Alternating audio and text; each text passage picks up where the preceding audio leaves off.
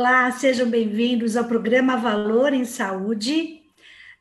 Completamos agora no mês de outubro 1 ano de programa, e lá em outubro do ano passado, quando iniciamos essa jornada, nem imaginávamos o que a gente ia vivenciar esse ano de Pois é. 2020.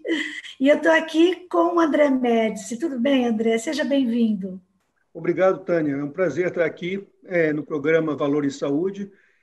Espero que possa dar uma contribuição como vocês desejam e estou aqui para responder as perguntas de vocês. Certamente. André, nós tivemos aqui pelo programa várias lideranças, presidentes de hospitais, operadoras, nós trouxemos muitos médicos, infectologistas, né, durante a pandemia, para falar o que esses médicos estavam fazendo nos seus hospitais, alguns gestores que trabalharam muito no comitê de crise nos serviços de saúde, né? E também queremos muito que você nos fale das perspectivas, né, econômicas mundial, que isso afeta aqui no Brasil, como você vê 2021, a Agenda 2021 econômica. Queria que você falasse um pouco da sua trajetória antes de fazer essa introdução, e nós ouvirmos de você, que é um especialista, um economista que trabalha muito em saúde, o que você nos traz aí de boas novas e inclusive, de reflexões sobre tudo o que está acontecendo. Bom, obrigado, Tânia. Bom, eu sou economista da saúde, né? Muito mais por prática do que por formação, porque, na verdade, na época que me formei, quando eu fiz a minha graduação, eu fiz a graduação em Administração Pública na Fundação Getúlio Vargas, o meu mestrado em Economia na Unicamp e o doutorado também em História Econômica na USP. Então, minha formação foi muito nessa linha, e nessa época não existia economia de saúde. Agora, desde os anos 80, eu comecei a trabalhar em várias instituições, comecei a trabalhar no IBGE, que foi uma instituição que eu cheguei a ser diretor adjunto de população. Também trabalhei na Fiocruz, fui professor da Fiocruz, da PUC. E nessa época começaram a me chamar justamente para discutir temas de economia de saúde, que era uma discussão que estava começando nos anos 80 ainda, né? Fundamos naquela época a Associação Brasileira de Economia de Saúde, eu fui o segundo presidente dessa associação. E em 1996, né, eu mudei para os Estados Unidos para trabalhar primeiro no Banco Interamericano de Desenvolvimento, onde eu fiquei lá até 2008, e 2008 até 2020 no Banco Mundial, onde eu me aposentei agora em julho desse ano. Então, conheci basicamente quase todos os países da América Latina, trabalhei com todos eles, implementando projetos de saúde, e nos últimos 5 anos com países da Ásia do Sul, né, onde também implementei muitos projetos, né? Tudo isso no meio de muitas aventuras, muitas questões interessantes, né? Muitos desafios. Foi uma experiência de vida bastante cheia, né? E agora estou me dedicando mais a temas específicos de consultoria, de aulas que eu dou de vez em quando aqui em universidades americanas, e também a atender um pouco o público do Brasil com determinados tipos de questões relacionadas a esses temas de economia, de gestão, de saúde. O tema que você coloca é um tema bastante interessante, porque nós vivemos essa pandemia, a primeira pandemia de grandes proporções nos últimos 100 anos, né? A última foi a gripe espanhola, todos nós sabemos, né? E essa pandemia ela teve efeitos, né, como qualquer tipo de crise pandêmica, ela tem efeitos que dependem efetivamente de como se vai atuar do ponto de vista dos governos para fazer com que a pandemia seja controlada. Então, a economia responde diretamente ao que acontece com o estado de confiança das pessoas em relação à pandemia. Por exemplo, se os empresários não estão confiantes, né, de que a pandemia vai acabar, eles não vão investir, eles não vão fazer, basicamente, seus investimentos, não vão colocar recursos no mercado, os trabalhadores, com isso, não vão ter emprego, e também, com a pandemia, eles também não vão sair à rua para consumir, para uma série de coisas. Então, a melhor receita para sair da crise não é simplesmente voltar a abrir as escolas, voltar a abrir os negócios se a pandemia não está controlada. O controle da pandemia é uma questão muito importante dentro desse processo todo. Agora, nós tivemos um primeiro trimestre de 2020 que foi bastante negativo, né? Em alguns países, a queda do PIB no primeiro trimestre chegou a ser maior do que 20%. Inclusive, no Brasil, a produção industrial caiu nessa faixa também, em torno de 20%.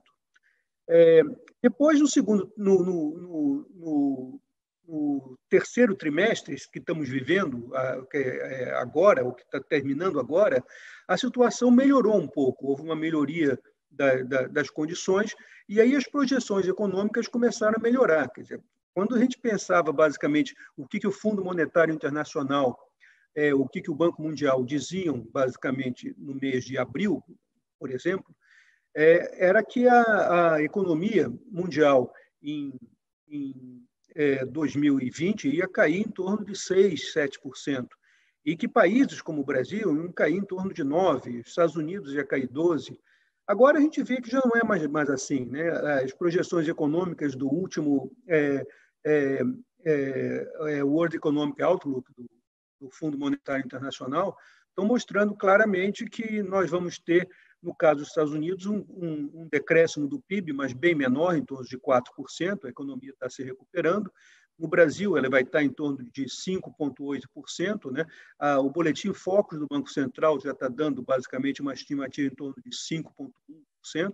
Então, algum tipo de otimismo, entre aspas, para 2020 já começa a acontecer, porque os efeitos da crise não vão ser tão pesados assim. O que é importante, de qualquer forma, é que isso tudo está associado a um determinado tipo de estado de confiança. Todos os que nós chamamos de stakeholders estão, nesse momento, interessados e um pouco esperançosos de que as vacinas que estão sendo produzidas para a pandemia possam ter efeitos logo no primeiro trimestre do próximo ano, e, com isso, o risco pandêmico vai reduzir bastante. Também existe uma fatora que está afetando muitos países da Europa e está afetando bastante agora os Estados Unidos também. Os Estados Unidos está com um processo de crescimento muito grande do número de casos de novo. Mas se espera especificamente que, com o aprendizado que se teve durante a pandemia, por exemplo, o setor saúde não seja tão afetado nesse ponto de vista. Os dados da ANAP, eu sou um dos editores do boletim da ANAP, junto com Ari Ribeiro, né? Nós estamos mostrando claramente agora que, basicamente, os hospitais, por exemplo, no caso do Brasil, os grandes hospitais já estão sabendo como lidar com a pandemia, como trabalhar com os pacientes, e se existiram perdas, de alguma forma, no primeiro trimestre, essas perdas estão se reduzindo e provavelmente vão estar basicamente neutralizadas até o final do ano ou até o início do próximo trimestre.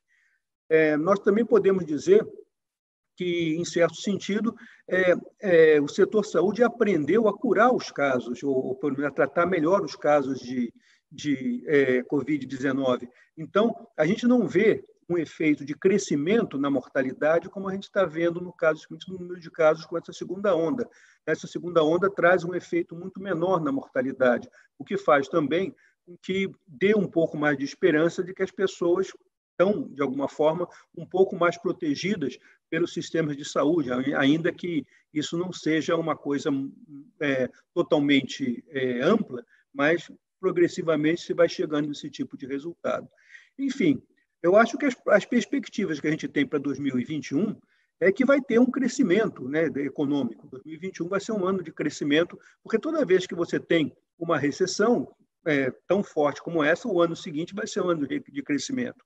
A pergunta de $1 milhão é se, basicamente, nós vamos chegar ao final de 2021 com o mesmo patamar que nós tínhamos na economia no último trimestre de 2019. E aí vai depender de uma série de circunstâncias, né? Por exemplo, é uma crise que vai demorar 2 anos para a gente recuperar o patamar de 2019, mas pode ser que a gente tenha uma perspectiva de ter um crescimento mais rápido ou não.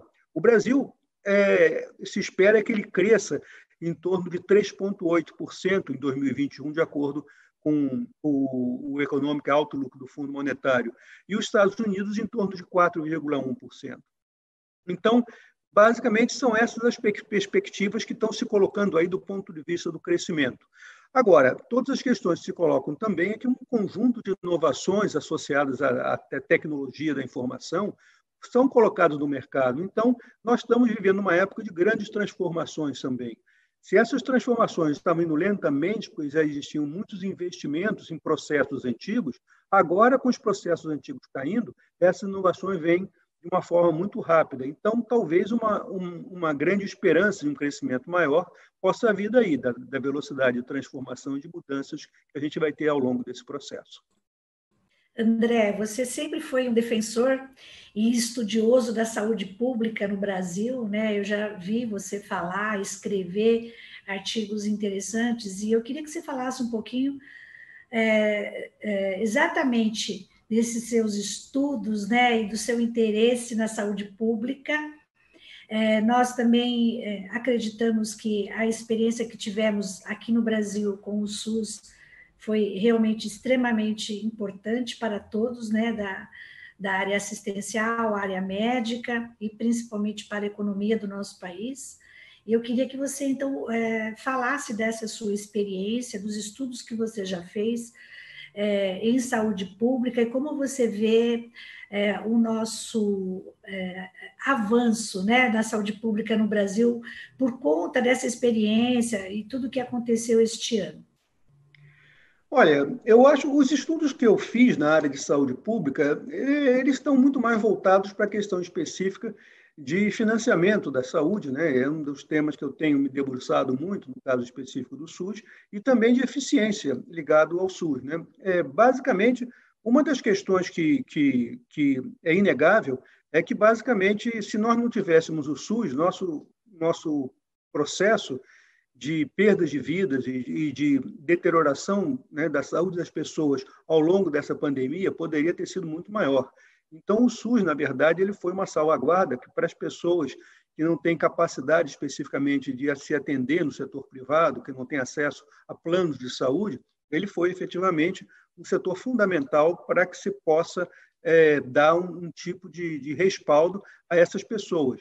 Agora, existe uma série de questões que deveriam, de alguma forma, ser utilizadas, ser colocadas para que o SUS pudesse dar efetivamente melhores resultados. Uma delas, eu acho que é a reforma que está sendo, de alguma forma, introduzida, que foi introduzida pelo ministro Mandetta ao criar a Secretaria de Atenção Básica de Saúde, de Atenção Primária de Saúde, que criou uma expectativa de aumentar os resultados da atenção primária e fazer um processo de maior integração com a área hospitalar, com o segundo e terceiro nível. Isso vai criar uma perspectiva de grande dimensão, de grande valorização da atenção primária, que é efetivamente a porta de entrada para o sistema de saúde. Então, nós podemos estar vivendo uma época onde, se essas reformas forem implementadas, se houverem recursos, se houver interesse, se houverem pessoas dedicadas a isso, em passar para aquilo que ele pode chamar de SUS 2.0, né? Um SUS onde efetivamente se tem uma maior integração com o setor privado de saúde, onde com os planos de saúde, onde se tem especificamente uma maior capacidade de resolução, né, dos problemas de saúde da população mais pobre, e onde se tem efetivamente melhores resultados associados a esse processo.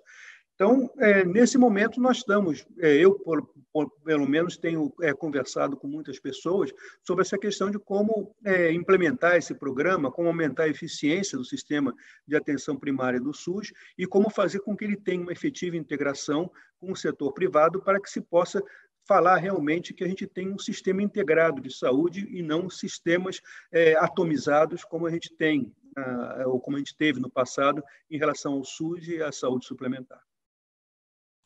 Conte com a gente aqui, sempre disponível para poder envolver as outras áreas e outros executivos, né, André? Claro. A gente está chegando aqui no final do nosso bate-papo. Eu queria que você deixasse as suas considerações finais, já agradecendo muito a sua participação. Olha, eu que agradeço a possibilidade de estar aqui, participar dessa série de Valor em Saúde, e basicamente, quer dizer, o meu compromisso também, quer dizer, você sabe que eu trabalho com IBRAVES, né? Quer dizer, tem várias instituições que eu estou ligado atualmente, né?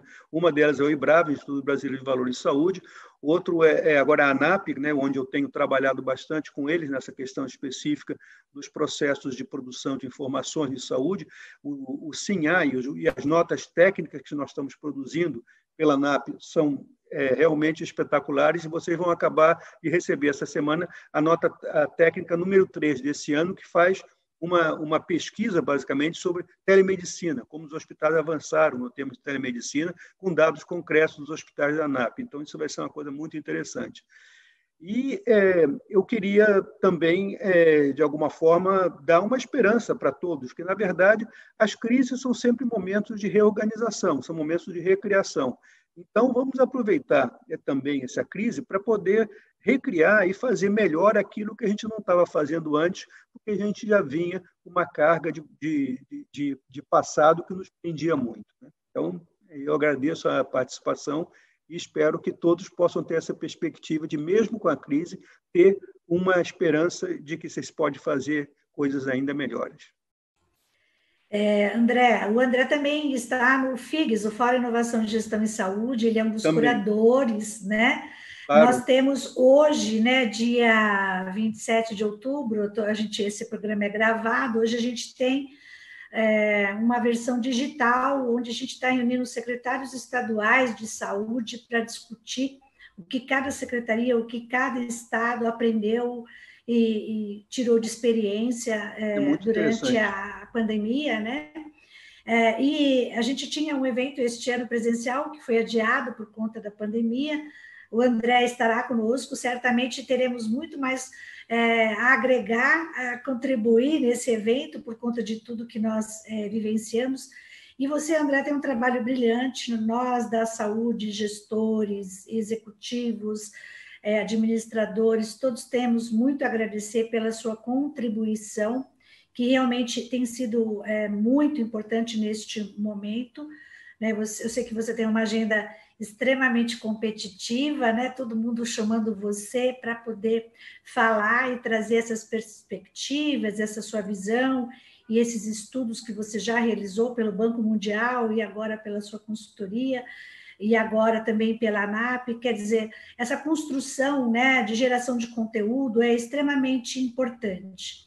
Nós, da TM Jobs, dentro do Business Club Healthcare, a gente trabalha já desde 2012 geração de valor compartilhado e sustentável, né? Então, também estou lá no IBRAVES, levantando essa bandeira de mais entrega de valor em saúde, por isso que a gente quis ter esse programa que é semanal. Então, todas as terças-feiras a gente tem um novo convidado, onde a gente traz um pouco dessas reflexões e esse compartilhamento de boas práticas de gestão, de governança, para que a gente possa fazer com que a nossa voz possa chegar nesse nosso Brasil imenso, onde as pessoas têm inúmeras dificuldades, né? E sempre falar de boas práticas beber da fonte, né? E a gente contribuir, na verdade, no cenário atual, como você tem feito, é muito bacana. A gente agradece a tua participação, se cuida. Tânia. Não, em breve estaremos juntos. Só queria colocar também que uma das coisas que é importante, tanto do seu trabalho no FIGS, como o trabalho que a gente vem fazendo no IBRAVES e tudo, né, é também poder contribuir para o setor público para essas reformas que estão sendo feitas, no sentido de fazer com que a gente não trabalhe mais com processos e passe a trabalhar com resultados, com que deixe de pagar basicamente por volume e passe a pagar por valor. Então, essas são coisas, são processos que, na verdade, a gente tem que começar a implementar para fazer com que o setor de saúde possa realmente recriar o SUS 2.0, que eu acho que ele vem dessas transformações. Essa integração e essa sua bandeira faz todo sentido nesse momento. Obrigada, viu, André? Tá bom. Obrigado pela oportunidade e continue assim com esse tipo de mensagens que você está conseguindo dar para valorizar a saúde aqui do Brasil. Obrigada a você que esteve assistindo o nosso programa Valor em Saúde. Até o próximo programa. Gratidão. Obrigado.